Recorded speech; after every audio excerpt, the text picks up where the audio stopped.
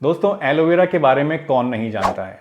आज जब आप टीवी खोलते हैं तो हर दूसरे प्रोडक्ट में, हर दूसरे इश्तिहार में आप एलोवेरा को किसी न किसी फॉर्म में देख सकते हैं। तो आखिर ऐसी क्या प्रॉपर्टीज़ हैं, ऐसी क्या खासियत है इस प्लांट के अंदर जो इसको इतना ज़्यादा पॉपुलर बनाती जा रही है कि एक पूरी इंडस्ट्री इस प्लांट के इर्द गिर्द बन चुकी है। तो आज इस वीडियो में हम इसी पर बात करने वाले हैं, जहां मैं आपको बताऊंगा एलोवेरा से होने वाले 5 ज़बरदस्त बेनिफिट्स के बारे में। इसी के साथ साथ मैं आपको ये भी बताऊंगा कि इसका मैक्सिमम बेनिफिट हासिल करने के लिए आपको इसे किस तरह से इस्तेमाल करना चाहिए। वीडियो के लास्ट में हम बात करेंगे कि एलोवेरा से क्या क्या पोटेंशियल साइड इफ़ेक्ट्स आपको हो सकते हैं और किन लोगों को एलोवेरा इस्तेमाल करते वक्त ज़्यादा सावधान रहने की ज़रूरत है।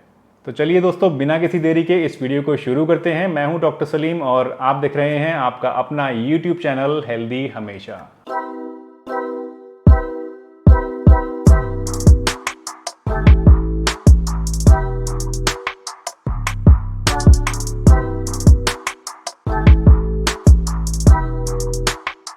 तो सबसे पहला फ़ायदा जो आपको एलोवेरा को यूज़ करने से मिलता है वो है आपके डाइजेस्टिव सिस्टम के लिए, यानी पेट के लिए।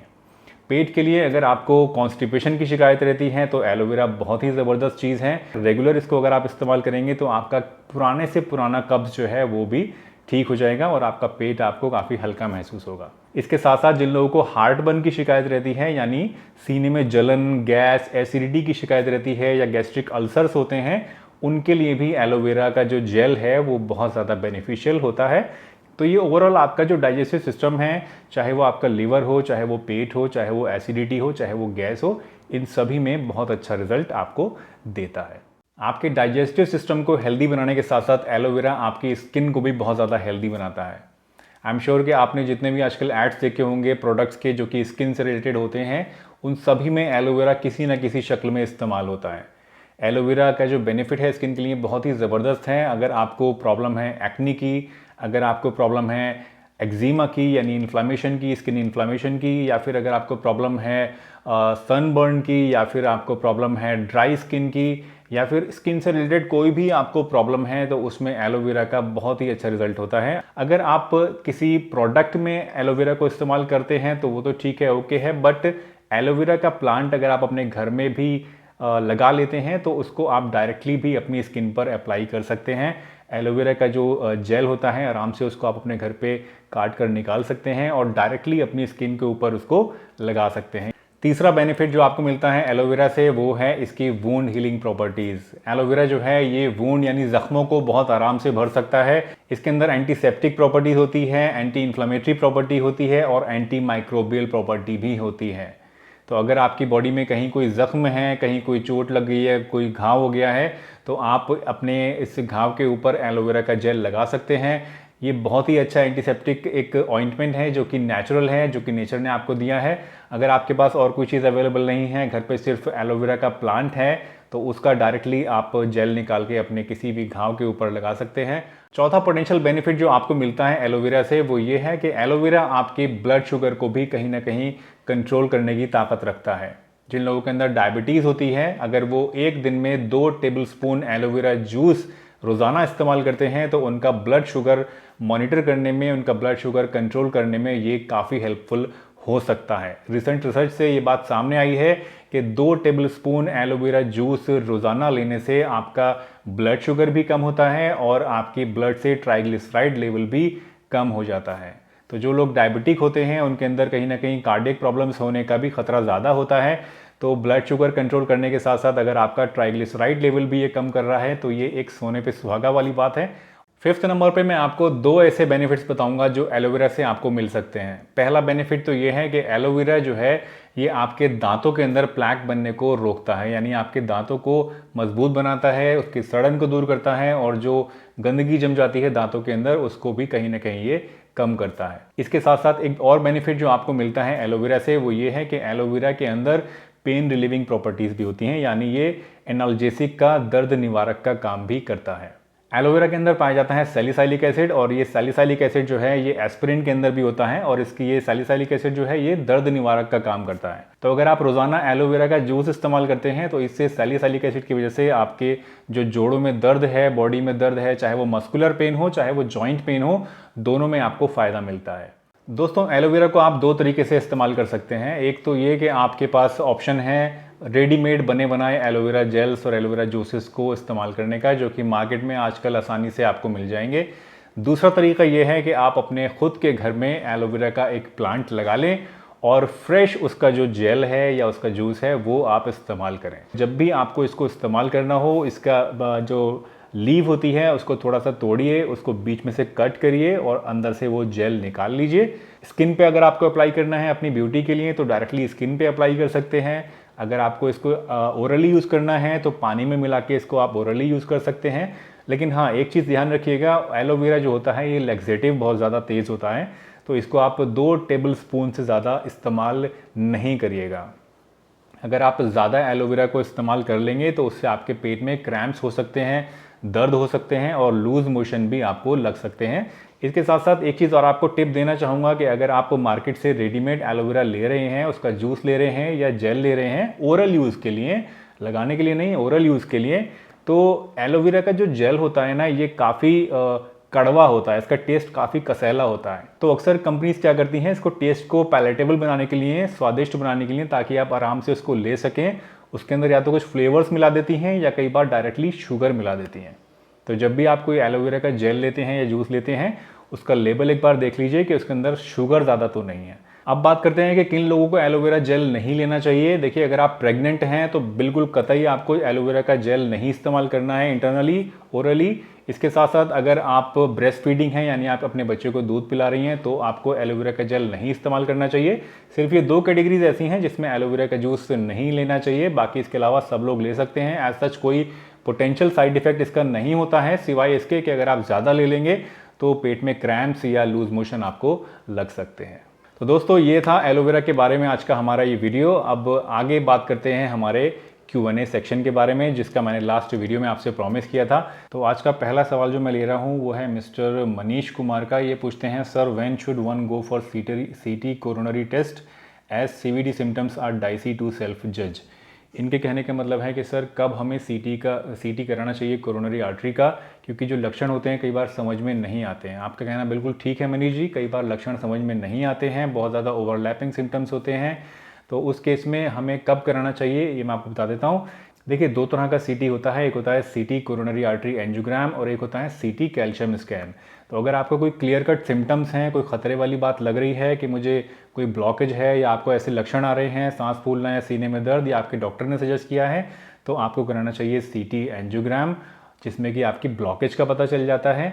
वहीं अगर आपको ऐसे कोई सिम्टम्स नहीं है, सिर्फ आपको इस बात का शक लग रहा है कि शायद मुझे कोई प्रॉब्लम हो सकती है, या आपको कोई फैमिली हिस्ट्री है और आप यंग हैं, इतने ज़्यादा चांसेस नहीं हैं ब्लॉकेज होने के, तो उस केस में आप CT कैल्शियम स्कैन करा सकते हैं। कैल्शियम स्कैन में ब्लॉकेज का पता नहीं चलता है, सिर्फ ये पता चलता है कि आपके जो कोरोनरी आर्टरीज हैं उनके अंदर कैल्शियम का डिपोजिशन तो नहीं हो रहा है। दूसरा क्वेश्चन है, ये मिस जानवी की तरफ से है। ये कह रही हैं, सर मेरी आइज़ में ज़ेंथेलाज्मा हो गया है, फ़िलहाल मेरी मेडिसिन चल रही है बट ये कम नहीं हो रहा है, क्या ये मेडिसिन और लाइफस्टाइल चेंज से ठीक हो जाएगा या फिर इसके लिए डर्मेटोलॉजिस्ट से ट्रीटमेंट लेना पड़ेगा?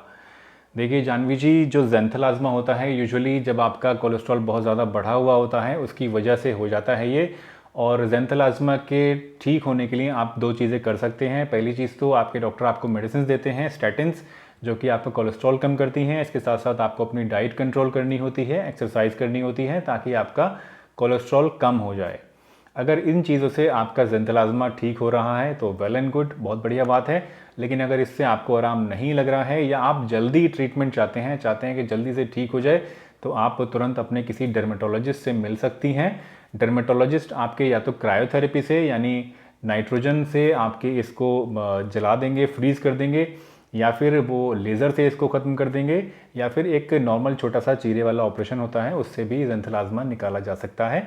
नेक्स्ट जो क्वेश्चन है ये है मिस सुमेधा देसाई का। ये कह रही हैं, इस blockages in heart artery remains as it is और can become as before with diet, exercise and proper medicine. तो सुमेधा जी, ये एक सब्जेक्टिव मैटर है, इसमें डिपेंड करता है कि आपको ब्लॉकेज कितनी है। अगर 30-40% तक ब्लॉकेज है तो डेफिनेटली आप उसको मेडिसिन से, डाइट और एक्सरसाइज से रिवर्स भी कर सकते हैं और वहीं पर रोक भी सकते हैं। लेकिन अगर इससे ज़्यादा ब्लॉकेज है तो कई बार मुश्किल हो जाती है और ख़तरा भी बढ़ जाता है। तो उस केस में हो सकता है कि आप इन चीज़ों के अलावा इससे फर्दर जो इन्वेजिव ट्रीटमेंट्स हैं वो भी आपको कराने पड़ें।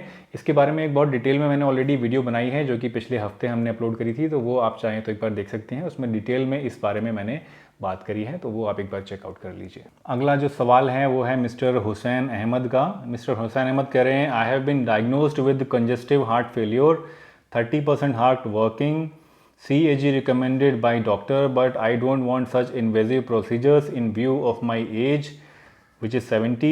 Am I right, or should I go for CAG? CAG मतलब angiogram and angioplasty bypass. What is your advice? देखिए हुसैन जी, अगर ऑलरेडी आपको कंजेस्टिव हार्ट फेलियर है, हार्ट सिर्फ 30% काम कर रहा है और आपके डॉक्टर आपको सजेस्ट कर रहे हैं कोरोनरी एंजियोग्राम के लिए, तो प्लीज़ उसको करा लीजिए, क्योंकि ऑलरेडी आपका हार्ट काफ़ी ज़्यादा डेलिकेट है, काफ़ी ज़्यादा ससेप्टेबल है इंजरी के लिए। तो अगर आप उसको फर्दर डिले करेंगे तो कहीं ना कहीं आपके हार्ट में अगर कोई ब्लॉकेज होगी, प्रॉब्लम आपको क्रिएट बहुत ज़्यादा कर सकती है, अचानक से प्रॉब्लम आपकी बढ़ जाएगी। तो उससे पहले बेहतर है अगर आप अपना टेस्ट करा लेंगे एंजियोग्राम का, और अगर कोई ब्लॉकेज निकलती है तो टाइम रहते ठीक हो जाएगी। अननेसेसरी इमरजेंसी में अपने आप को क्यों डालना जब आपको पहले से ही पता लगा सकते हैं। आज का जो आखिरी सवाल है वो है मिस्टर मनदीप का। ये कह रहे हैं, good morning doctor sir, need to know the home remedy for constipation cure. Mister Mandeep, constipation बहुत ही एक आम समस्या है आजकल के ज़माने में, और मेरे ख्याल में हर तीसरे चौथे बंदे को कॉन्स्टिपेशन की प्रॉब्लम रहती है। अच्छा सवाल पूछा आपने, काफ़ी लोगों को हेल्प हो सकती है। देखिए, कॉन्स्टिपेशन के लिए वैसे तो बहुत सारी दवाइयाँ भी अवेलेबल हैं, लेकिन वो आपको टेम्परेरी रिलीफ देती हैं। आप कितनी भी दवाइयाँ ले लीजिए, अगर आपकी डाइट ठीक नहीं होगी, अगर आपका लाइफस्टाइल ठीक नहीं होगा, आपको वापस से कॉन्स्टिपेशन की प्रॉब्लम शुरू हो जाएगी। तो कॉन्स्टिपेशन दूर करने के लिए कुछ चीज़ें आपको बता रहा हूँ। नंबर 1, अपने आप को हाइड्रेट रखिए, पानी ज़्यादा पीजिए, कम से कम 2-2.5 लीटर रोज़ाना आपको दिन भर में पीना है। इसके अलावा जो आप रोटी खा रहे हैं, रोटी आप बिना छने हुए आटे की रोटी खाइए, यानी जो आटे में से हम लोग छान के भूसी निकाल देते हैं उसे निकालिए नहीं, एज इट इज़ आटा लीजिए। देसी आटा का इस्तेमाल करिए। पैकेट वाले जो आटे हैं आते हैं आजकल, राजधानी या जो भी पैकेट में आ रहे हैं, वो मत लीजिए। अपनी चक्की पे आसपास कोई चक्की है तो वहाँ से आटा पिसवाइए, थोड़ा मोटा आटा पिसवाइए और उसको बिना छाने उसकी रोटी बना के उसके इस्तेमाल कीजिए। इसके अलावा अपनी डाइट में खाने के साथ सलाद कम से कम 1 बाउल भर के रोज़ाना लीजिए। सलाद में भी स्पेशली प्याज ज़्यादा खाइए, प्याज लैक्सेटिव होती है, आपको काफ़ी फ़ायदा करेगी। इसके साथ साथ खाने में हरी सब्जियों का इस्तेमाल कीजिए, फ्राइड फूड से बचिए, और रात को सोते समय 1 गिलास गर्म पानी पी के आप सो सकते हैं, उससे आपको काफ़ी अच्छा फ़ायदा होगा। सुबह उठने के बाद भी इनफैक्ट 1 गिलास गर्म पानी आप पी सकते हैं, वो भी आपका पेट साफ़ करने में आपको मदद करेगा। इसके अलावा अगर आपको उससे फ़ायदा नहीं होता है तो आप मुनक्का के दाने ले सकते हैं। 7 मुनक्का के दाने ले लीजिए, उनके बीज निकाल दीजिए, उनको 1 गिलास दूध के अंदर खूब देर उबालिए। उबालने के बाद उस दूध को भी पी लीजिए और जो मुनक्का है उनको भी खा लीजिए रात को सोते टाइम।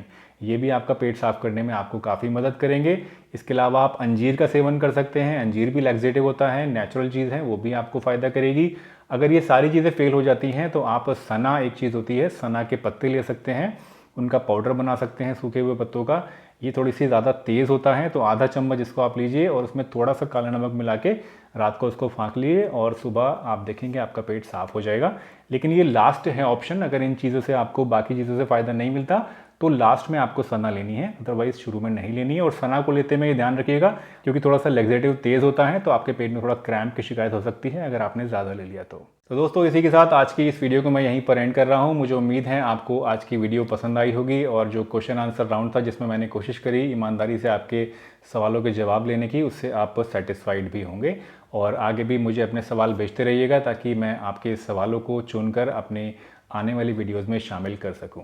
तो चलिए, इसी के साथ मुझे इजाज़त दीजिए। अगर इस चैनल पर आप नए हैं तो हमारे चैनल को सब्सक्राइब कर लीजिए, ताकि आने वाले टाइम में जितनी भी वीडियोस हम अपलोड करें वो आपको समय रहते देखने को मिल जाएं। वीडियो अगर ये यहाँ तक देख ली है तो इसको लाइक किए बिना मत जाइएगा, और मुझे दीजिए इजाज़त। मैं डॉक्टर सलीम आपसे मिलूँगा अगली बार इसी चैनल पर एक नई वीडियो के साथ। तब तक के लिए tata, bye bye and stay healthy हमेशा।